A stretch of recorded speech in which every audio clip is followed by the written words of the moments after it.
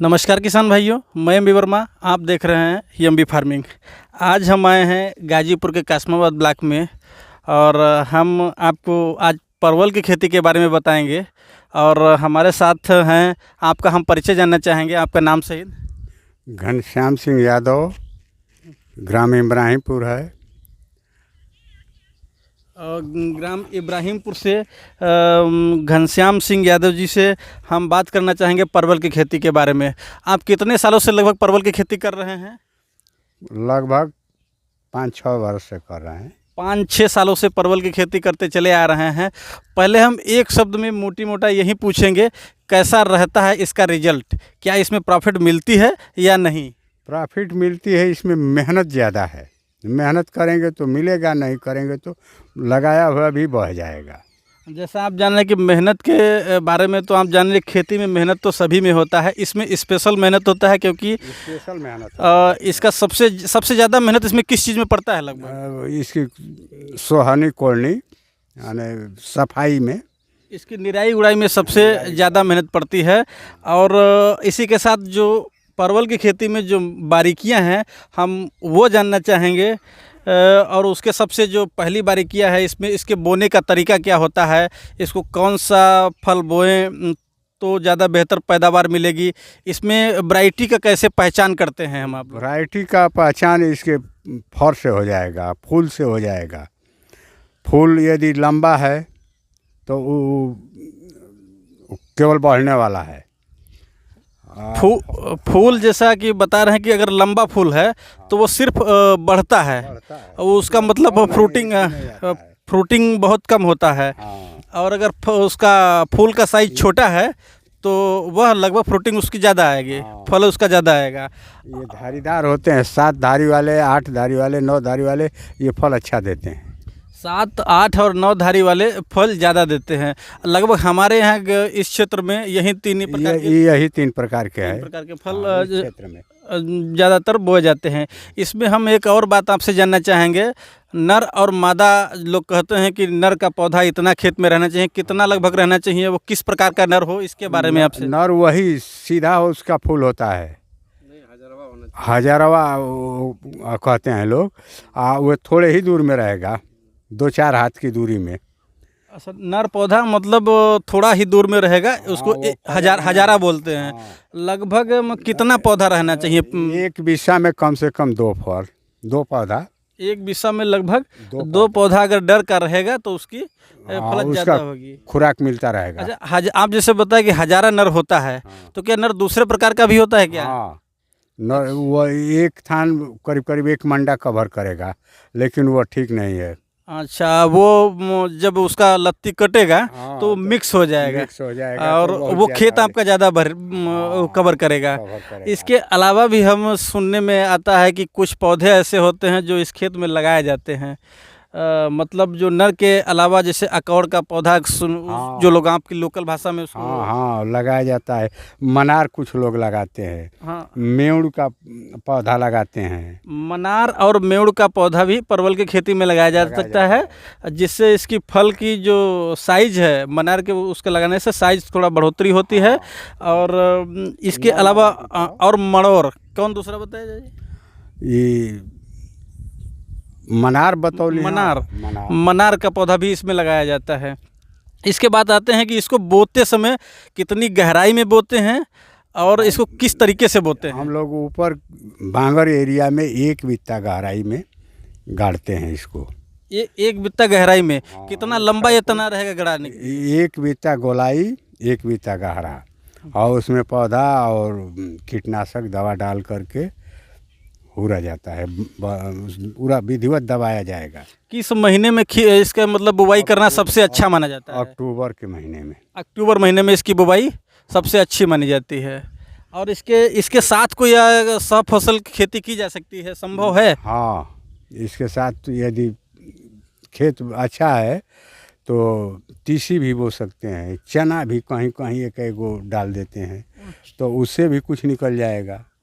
इसको कितनी दूरी पे लगाते हैं? पौधा से पौधा कितना रहता है, लाइन से लाइन? 3 फुट लंबाई पर, 3 फुट चौड़ाई पर। 3 फुट पर लगभग लगाते हैं।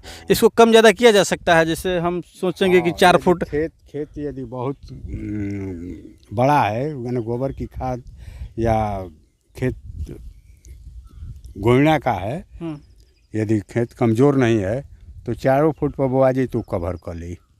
4 फुट तक दूरी बढ़ाया जा सकता है, लेकिन अच्छा खेत होता है उसी के लिए ये प्रेफरेंस दिया जाता है कि 4 फुट की दूरी पर ये बोया जाए। 5 फुट पर बोआ जाए। वो हाँ, उस अवस्था में टेलरिंग से जो छोटे छोटे हल आ रहे हैं उससे आप निराई गुड़ाई भी कर सकते हैं, साथ कर में सकते है। हैं। और जो नज़दीक है 3 फुट में ये खुरपी से ही लगभग संभव है, कुदाल से ही संभव है। अच्छा, इसकी बिक्री, जैसे मान लीजिए इसका जो आप फल बेचते हैं, फिर इसका आप तना बेचते हैं, इसकी बिक्री के लिए आपको कहाँ जाना है, कैसे बिकेगा? बिक्री के लिए कासमाबाद, मऊ, बेद बिहारी पोखरा, हम लोगों के नज़दीक यही है। नहीं, ये फलत की बिक्री के लिए आप लोकल मार्केट में जा सकते हैं। इसको तना जो आप लोग बेचते हैं वो कहाँ बेचते हैं, कैसे बिकता है? कुछ के लिए तो आते हैं इलाहाबाद से लेके गाजीपुर, गंगा के किनारे वाले सब। सबसे बड़ी बात आप जानिए कि तना खरीदने के लिए लोग आते हैं, फल बेचने के लिए आपको जाना पड़ता है। और तना खरीदने के लिए लोग आते हैं कहाँ से? इलाहाबाद से, कानपुर से, बिहार से लोग भी हम सुने, बिहार से भी आते हैं। लगभग आधा बिहार यहीं से ले आपका जाते तना हैं। लेकर जाता है।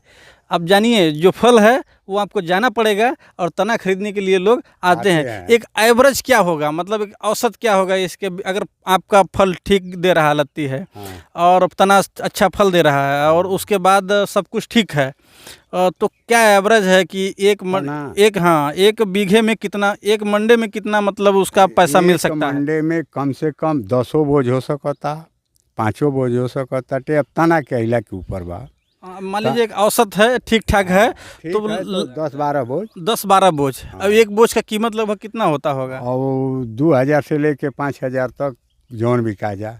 मार्केट ऊपर नीचे, जैसे बारिश हुई तो वो 5,000 तक जा जाएगा, और सूखा रहा तो वो 2-3 हज़ार पर रह जाएगा। अच्छा, खलार खेत बच गई मानो तो कुल लतिया कामे में ना आई।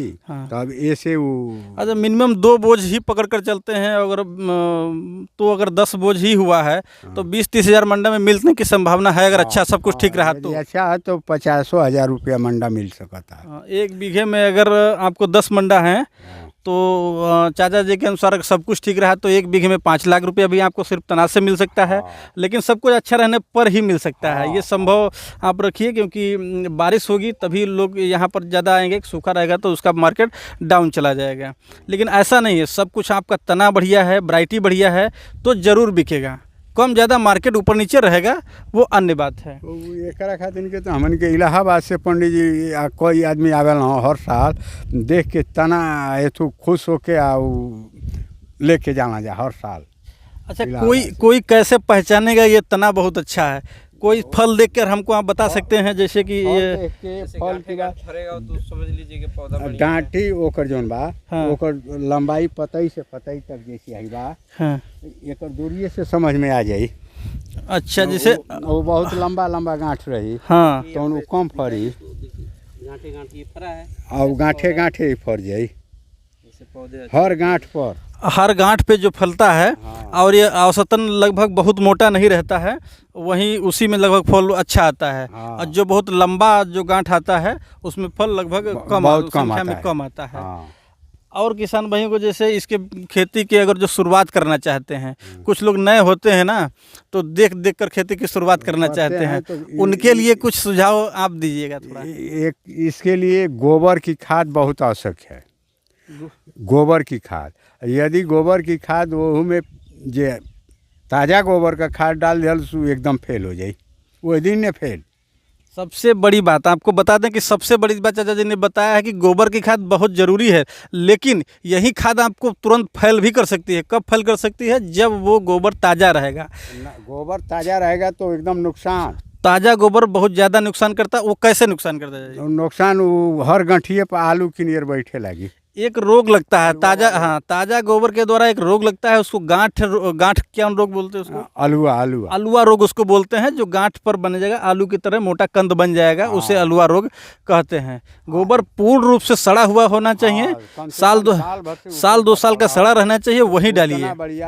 डाई यूरिया भी नहीं काम करेगी। और इसमें विशेष कोई ऐसा रोग है जो इसको ख़त्म कर सकता है, या कोई ज़्यादा जो रोग है जिसको हम सावधानी से बरतनी चाहिए किसान भाई को? बरसात के समय में पानी न लगे।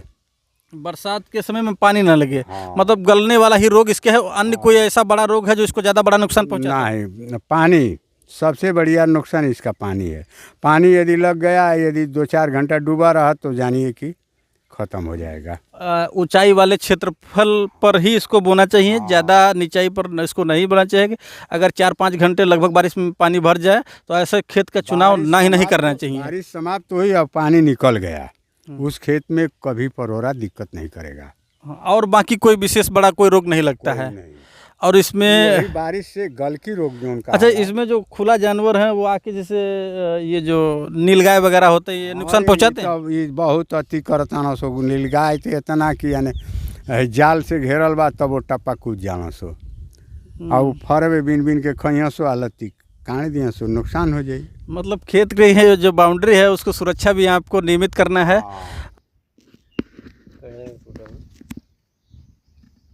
यदि हमें एथो हो जाए तो पूरा गांठिया, हर गांठिया पाई देखा था ना, हर गांठे गांठे फर आ जाए।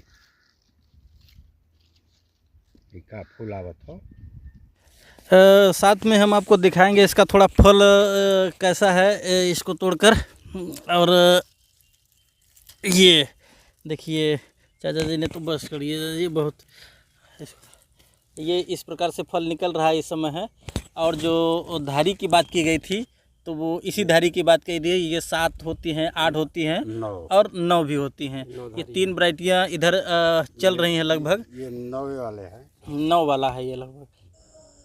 वीडियो को पूरा देखने के लिए सभी किसान भाइयों को धन्यवाद। जानकारी अगर अच्छी लगी है तो प्लीज़ वीडियो को लाइक कीजिए और चैनल को सब्सक्राइब जरूर कीजिएगा। धन्यवाद।